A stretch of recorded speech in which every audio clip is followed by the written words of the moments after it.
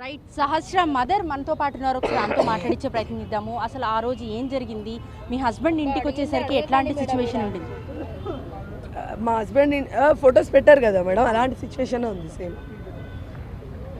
నన్ను ఎన్ని క్వశ్చన్లు అడిగారు తెలుసా సార్ వాళ్ళు. అసలు ఆ బాధలో ఉండి కూడా ఆ క్వశ్చన్స్ తిప్పి తిప్పి తిప్పి తిప్పి తిప్పి తిప్పి తిప్పి అడిగారు.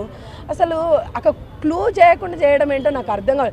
ఎంత పెద్ద క్రిమినల్ అయినా కూడా ఎక్కడో ఒక చోట క్లూ వదిలిపోతాడని సార్ చెప్తున్నారు కదా. ఇప్పుడు అంత చిన్న అబ్బాయి ఎందుకు క్లూ వదలలేడు?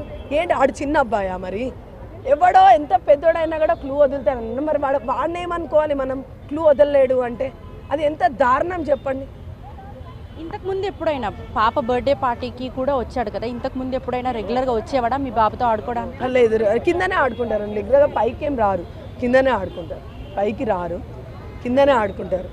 అట్లా గోడ దూకి రావటం లేదు, ఎప్పుడు చూడలేదు.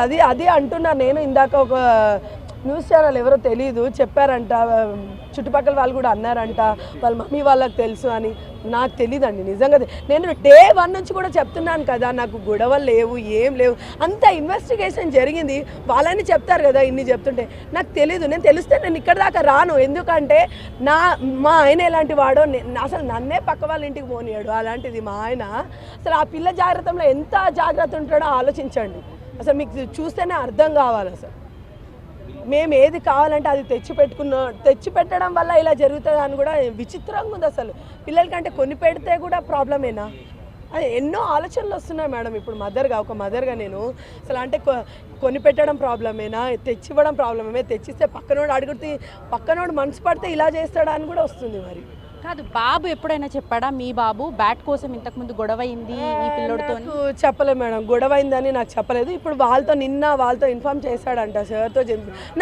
మా అబ్బాయి అంటున్నాడు అసలు నేను సార్ని పర్మిషన్ అడిగి వాడిని కాలుస్తాను, వాడిని పొడుస్తాను, అక్కని ఎలా పొడిచాడో అలా పొలుస్తానని చెప్తున్నాడు మేడం. అంత మా బాబు చెప్తున్నాడు. ఇప్పుడు నాకు నైట్ నన్ను లేదు ఇట్లా చేశాడు అని న్యూస్లో నైట్ తెలిసేసరికి అసలు వాడు ఎందుకు చేసిండు? వాడు వెంకట్ గాడు బ్యాట్ కోసం ఎందుకు చేసిండు వాడు నా పాపని?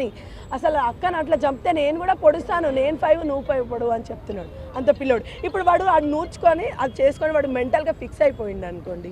ఏంటి పరిస్థితి చెప్పండి. నేను అదే అడుగుతున్నాను. ఇప్పుడు నా బాబుని నేను వెంట పెట్టుకొని నేను ఉండలేను కదా అండి. ఇప్పుడు నేను వర్క్ చేసుకోవాలి. ఈ పొద్దు కాకపోయినా రేపు 10 రోజులకైనా నేను వర్క్ చేసుకోవాలి. నేను వర్క్కి వెళ్ళిపోతా. ఆ బాబుకి మైండ్లో ఫిక్స్ అయిపోయింది నా అక్కని ఇలా చేశాడు. నా ప్లేస్లో ఇంకెవడైనా ఉండొచ్చు. వాడిని ఎవరైనా చేస్తే ఏంటి పరిస్థితి? మరి ఏం చేస్తారు? అలాంటప్పుడు ఆ బాబు మైండ్ సెట్ పోవాలి అంటే ఆ బాబుని చంపాలి కదా, వాడికి చూపించాలి కదా. అది కూడా అదే నేను కోరుకుంటున్నానండి. ఆడు చచ్చిపోతే అక్కడితో ఆగిపోతుంది కదా. ఇప్పుడు నా కొడుకు కూడా మైండ్ రిలాక్స్ అవుతుంది కదా. చాలా డిప్రెషన్లో ఉన్నాడు అబ్బాయి కూడా. అసలు ఏంటి వాడు ఎలా డిప్రెషన్లో ఉన్నాడంటే ఏంటి అసలు? అక్కని ఇలా చేయడం ఏంటి? అసలు మా అక్క ఇలా అయిపోవడం ఏంటి? అంటే ఇప్పుడు పోలీసులు చెప్తున్నప్పుడు కూడా ఆ పేరెంట్స్ కూడా ఈ విషయం తెలుసు, మందలించారు, కానీ ప్రామిస్ చేసి ఇవన్నీ ఏం చెయ్యలేదు అని చెప్తున్నాడు అంటున్నారు. అంటే వాళ్ళ పేరెంట్స్ తప్పు ఉంది అని అంటారా? ఒకటండి, ప్రామిస్ చేసి ఇలా చేయలేదంటే ఇంత మర్డర్ చేశాక కూడా మీరు నమ్ముతారా అండి? ప్రామిస్ అవన్నీ పక్కన పెట్టండి. అసలు ఈ మర్డర్ చేశాడు అని చెప్పినాక కూడా మీరు ఎన్ని నమ్ముతారు? అంత క్రిమినల్ మైండ్ రాసుకున్నాక కూడా మీరు నమ్ముతారా? నమ్ముతాను అంటే నేను ఇంకేం చెప్పలేను. వాదించడం కూడా వేస్ట్. అసలు అది క్వశ్చన్ అడగడం కూడా రాంగే అనిపిస్తుంది నాకు. అన్ని ప్రూఫ్స్ మనకు లోకానికి అంత హల్చల్ చేసినాడు. వీళ్ళని ప్రామిస్ చేశాను, అది చేశానంటే ఎలా నమ్ముతారండి మీరు? ఇంతకు ముందు ఎప్పుడైనా అబ్బాయి అట్లా క్రిమినల్ ఐడియాలజీ అంటే కంప్లీట్గా ఒక క్రూరంగా చంపిన సిచ్యువేషన్ చూస్తే ఆ అబ్బాయి ఎప్పుడైనా అట్లా కనిపించాడా? అంటే చుట్టుపక్కల వాళ్ళని అడిగితే కూడా దొంగతనాలు చేసేవాడు అనేసి కూడా అంటున్నారు. సో ఇంతకు ముందు ఏమైనా మీకు తెలుసా అతను? యాక్చువల్గా నేను ఇంటికాడ ఉండాను, నాకు తెలీదు. ఫస్ట్ ఆఫ్ ఆల్ ఆ అబ్బాయి కింద చూడడమే తప్ప అసలు మేము ఉండమండి ఇంటికాడ. మాకేం పని చెప్పండి. ఫైనల్గా ఏం న్యాయం కోరుకుంటున్నారు? ఏం న్యాయం అండి? నా పాపకు జరిగినట్టే కావాలి. అదే న్యాయం కావాలి నాకు. అదే చెప్పాలి నాకు. సో చూస్తున్నాం కదా, సహస్ర మదర్ ఆవేదన అర్థమవుతోంది. తన పాపకి ఏదైతే అన్యాయం జరిగిందో అదే బాబుకు కూడా జరగాలి అని చెప్తుంది. ఇట్లాంటివి రిపీట్ అవ్వకుండా ఉండాలి అని అంటే బాబుకు ఆ అబ్బాయికి తప్పకుండా శిక్ష పడాలి అని చెప్పేసి ఆమె ఆవేదన వ్యక్తం చేస్తుంది. తల్లిదండ్రులు కూడా పెంపకం విషయంలో చాలా జాగ్రత్తగా ఉండాలి. తమకు ఫైనాన్షియల్గా కరెక్ట్గా లేకపోయినప్పటికీ కూడా ఇద్దరు పేరెంట్స్ కూడా కష్టపడి పిల్లలకి అన్ని సమకూర్చే ప్రయత్నం చేశాము.